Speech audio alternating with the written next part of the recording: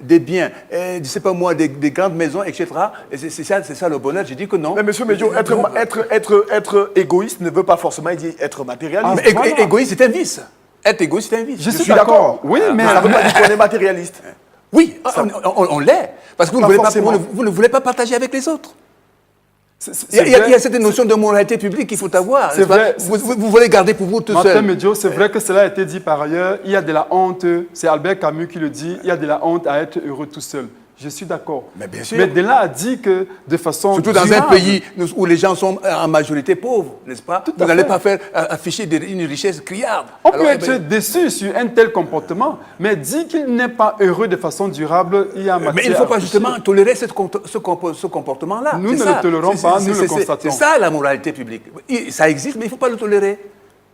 Voici ce que vous dites à la page 13 au sujet des biens matériels. Au sujet des biens matériels, vous dites ceci.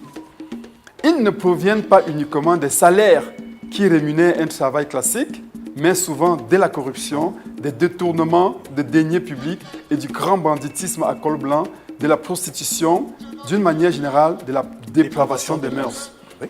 Comme quoi, c'est d'origine douteuse, ces biens matériels-là. Mais bon sang de Dieu, c'est ce que nous constatons en ce moment. Je suis d'accord avec vous, mais je n'ai pas encore posé la question. Oui. Il s'agit de dire que vous avez rédigé cet ouvrage étant pratiquement à la retraite, étant sur la touche. Pourquoi n'avoir pas dénoncé ceci lorsque vous étiez en service? Encore en service. S'il vous plaît. Écoutez, ce n'est pas trop facile de quitter l'aire de jeu, de quitter le stade, de se trouver au banc de touche et de tirer pratiquement sur les autres, Martin Médio.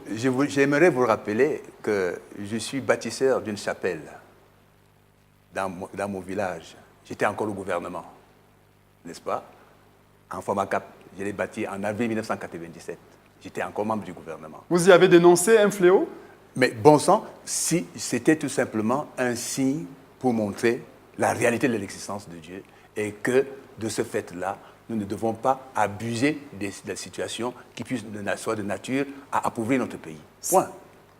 Et j'ai pensé justement, en bâtissant cette chapelle-là, que ce serait un exemple. Et croyez-moi, il y a eu un progrès terrible dans le village. Parce que les gens ont changé, n'est-ce pas, de comportement. Donc, Dieu est une réalité. Dieu ne se discute pas comme nous sommes en train de discuter. Ma question demeure, Dieu ne se lit pas comme nous sommes en train de le lire. Je suis mais d'accord. Dieu s'expérimente, il se vit. Vous parlez là de la spiritualité. Ma question demeure à savoir la dénonciation. Oui. Vous avez eu l'audace, le toupet, le culot de dénoncer.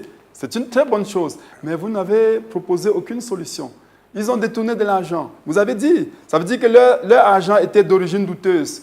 Qu'est-ce qu'il y avait donc lieu de faire? Mais nous écrivons un livre, pas pour regarder le passé, parce que le passé est révolu. Nous écrivons un livre pour l'avenir. C'est pour qu'il y ait de nouveaux comportements dans la société. Jean-Paul Sartre dit, et je le cite de mémoire, « Écrire, c'est dévoiler.